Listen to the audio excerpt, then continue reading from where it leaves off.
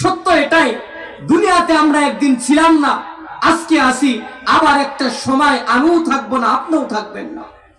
দুনিয়াতে আমার নাম কেউ জানতো না, আমার পরিচয় কারো কাছে ছিল না। আল্লাহর কোরআন বলে, হাল আতাল ইনসান হিনুম মিনাদ দাহরি লাম ইয়াকুন শাইআম মাযকুরা। আমার নাম কেউ চিনতো না। মেরে ভাই, দোস্ত, বুজুর্গ, আবার এমন একটা সময় আসবে, এখন যেরকম উপস্থিত আছে আমি দুনিয়া থেকে চলে যাব। মেরে ভাই, দোস্ত, বুজুর্গ, যেই দিন আমি দুনিয়া থেকে চলে যাব, আমার ভিতর থেকে রূহ বাহির হয়ে যাবে, ওই দিন আমার সব কিছু অকেজ হয়ে যাবে, কোনো কিছু কাজ করবে না। হ্যাঁ, আকল থাকবে, আকলুল্লাহ তুমাইয়িজ, আকল থাকবে, ভালো মন্দর পার্থক্য করতে পারবো না। কলবুল্লাহ তাতাফাক্কার, দিল থাকবে, ফিকির করতে পারবো না। হ্যাঁ, আইনুল্লাহ তানজুর, চক্ষু থাকবে, দেখতে পারবো না। উযুনুল্লাহ তাসমা, কান থাকবে, শুনতে পারবো না। লিসানুল্লাহ তামতি, জবান থাকবে, বলতে পারবো না। আমি আপনি মাইয়াত হয়ে যাব, আমি আপনি লাশ হয়ে যাব। মেরে ভাই, দোস্ত, বুজুর্গ, ওই দিন আসার আগে আমার আপনার ঈমানকে মজবুত করতে হবে। আমি আপনি তখনই পাক্কা ঈমানদার হতে পারবো যখন আমি আপনি সিরাতে মুস্তাকিমের পথে চলব। মেরে ভাই, দোস্ত, বুজুর্গ, সিরাতে মুস্তাকিমের পথ হলো মুহাম্মদ সাল্লাল্লাহু আলাইহি সাল্লামের পথ। মুহাম্মদ সাল্লাল্লাহু আলাইহি সাল্লামকে তো আপনারা চেনেন। মেরে ভাই, দোস্ত, বুজুর্গ, মুহাম্মদ সাল্লাল্লাহু আলাইহি সাল্লামকে দিল থেকে ভালোবাসতে হবে, অন্তর দিয়ে ভালোবাসতে হবে। আরে দুনিয়াতে মানুষ তো মানুষকে ভালোবাসে চারটা কারণে সাধারণ। এক নাম্বার, জামাল, সৌন্দর্যের কারণে মানুষ মানুষকে ভালোবাসে। মেরে ভাই, দোস্ত, বুজুর্গ, আমার আপনার নবী মুহাম্মদুর রাসূলুল্লাহ সাল্লাল্লাহু আলাইহি সাল্লাম সৌন্দর্যের দিক থেকে সবচাইতে উত্তম ছিলেন, সবচেয়ে বেশি সুন্দর ছিলেন আমার আপনার নবী মুহাম্মদুর রাসূলুল্লাহ। কেমন সুন্দর! আম্মা জান আয়েশা রাদিয়াল্লাহু তাআলা আনহা বলেন যে জুলাইখার বান্ধবীরা ইউসুফকে দেখে তাদের হাত কেটেছিল। তারা যদি আমার স্বামী মুহাম্মদকে দেখতো, তাদের হাত না বরং কলিজা কেটে ফেলতো। এত সুন্দর ছিলেন আমার আপনার নবী মুহাম্মদুর রাসূলুল্লাহ। রাসূল করিম সাল্লাল্লাহু আলাইহি সাল্লাম যেই দিন মক্কা থেকে হিজরত করে মদিনায় যান, এক মহিলার ঘরে উঠেছিলেন। মহিলার নাম ছিল উম্মে মা'বাদ আল-খুজাই।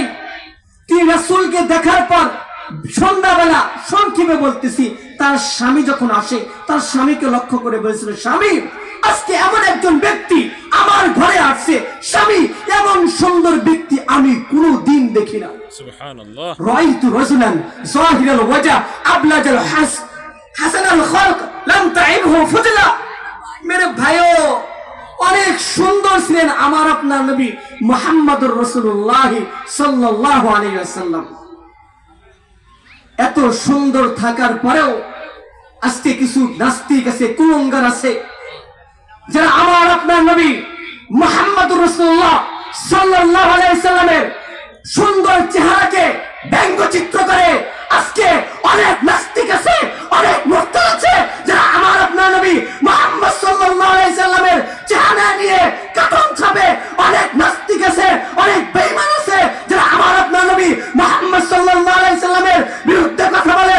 মুসলিম উম্মাহ স্পষ্ট ঘোষণা করছি, স্পষ্ট ভাষায় বলছি, তুমি যেখানেই থাকো না কেন, যে স্থানেই থাকো না কেন, তুমি যদি ঈমানদার হও, তুমি যদি মুমিন হও, তোমার উপর দায়িত্ব হলো যখনই কেউ যেখান থেকে হোক আমার আপনার নবী মুহাম্মদ রাসূলুল্লাহ সাল্লাল্লাহু আলাইহি সাল্লামকে নিয়ে কটূক্তি করবে। আমি জানি না কে করেছে, আমি জানতে চাই না কোথা থেকে করেছে, একটাই স্লোগান উঠবে, ওই ব্যক্তির হাত পা ভেঙে আমরা বঙ্গোপসাগরে পাঠিয়ে দিব। কারণ আমাদের নবীকে আমরা আমাদের জানের চাইতে মহব্বত করি। আরে আমার কথা না, আল্লাহ রাসূল সাল্লাল্লাহু আলাইহি সাল্লাম নিজেই তো বলেছেন, লা ইউমিনু আহাদুকুম হাত্তা আকুনা হাব্বা ইলাইহি মিন ওয়ালিদিহি ওয়া ওয়ালাদিহি ওয়ান নাসি আজমাইন।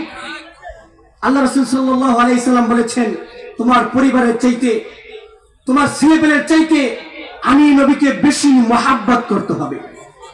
এই জন্য যেই নাস্তিক কথা বলবে, ওই নাস্তিককে আমরা ছাড়বো না। এই জন্য নাস্তিকদের বিরুদ্ধে আমাদের স্লোগান তুলতে হবে। নাস্তিকতা নিবাদ যাক, দিন ইসলাম জিন্দাবাদ। নাস্তিকতা নিবাদ যাক, দিন ইসলাম জিন্দাবাদ। কঠি পানে একই আওয়াজ, খোদা তো রহি সার পাবে না, এই বাংলায় ঠাই হবে না, মুসলমানরা জেগেছে আজ। চার কদমের সামনে চলো, বজ্র কণ্ঠে আওয়াজ তোলো, সবাই মিলে একই তালে দাও না চলো গান। নারায়ে তাকবীর, আল্লাহু আকবার, নারায়ে তাকবীর। আল্লাহু আকবার। দিন ইসলাম, দিন ইসলাম জিন্দাবাদ, জিন্দাবাদ। ইসলামের এই জন্য দেশের হয়েছে ধর্ম, ইসলামের বিরুদ্ধে গেলে দেশ হবে ভিন্ন।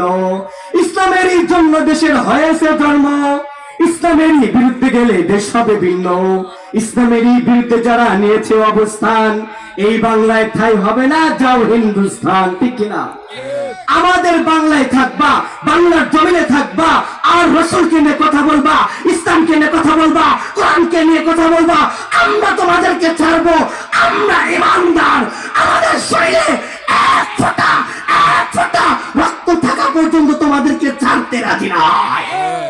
মুহতারাম হাজরিন, ভুললে চলবে না, মুসলমান হলো বীরের জাতি। মুসলমান কাউকে ভয় পায় না। মুহতারাম হাজরিন, এই জন্য যখনই ইসলাম নিয়ে কেউ কথা বলবে, রাসূলকে নিয়ে কেউ কথা বলবে, আমরা তাদের বিরুদ্ধে স্লোগান তুলব। হ্যাঁ, যে কথা বলতে যেই বলুক না কেন, সে অনেক পদের অধিকারী হতে পারে, কিন্তু আমরা তো মুহাম্মদ সাল্লাল্লাহু আলাইহি সাল্লামকে দিল দিয়ে ভালোবাসি। আমাদের কাছে মুহাম্মদ সাল্লাল্লাহু আলাইহি সাল্লামের চাইতে বড় কেউ নাই।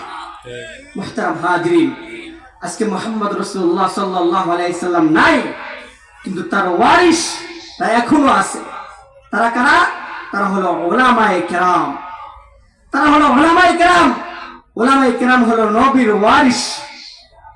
মুহতারাম হাজরিন, এই জন্য আমরা যতটুকু পারি উলামায়ে কেরামের সাথে থাকিয়া, উলামায়ে কেরামকে মহব্বত করিয়া আমরা চলবো। হ্যাঁ, সামনে আসতেছে সময়, যদি অন্তর দ্বারা মহব্বত করি উলামায়ে কেরামকে, আর যদি চাই এই বাংলার জমিনে কোরআন হাদিস অনুযায়ী সংসদ চলুক, তাহলে উলামায়ে কেরামের পক্ষে থাকতে হবে, বিপরীত গেলে হবে না। মুহতারাম হাজরিন, উলামায়ে কেরামকে যদি আপনারা উলামায়ে কেরামের পক্ষে থাকেন, এটা মনে করেন না যে উলামায়ে কেরাম তাদের দিকে হয়ে যাবে না। আলেম যুগ যুগ ধরে, উলামায়ে কেরাম হলো তিন শ্রেণীর। প্রথম শ্রেণীর আলেম হলো তারাই যারা ইসলামের শুরু যুগ থেকে নিয়ে বাতিল যখনই মাথা চাড়া দিয়ে উঠেছে, সঙ্গে সঙ্গে তারা তাদের বিরুদ্ধে দাঁড়িয়ে গিয়েছে। কখনো তাদের প্রতিবাদ করতে গিয়ে, কখনো তাদের মোকাবেলা করতে গিয়ে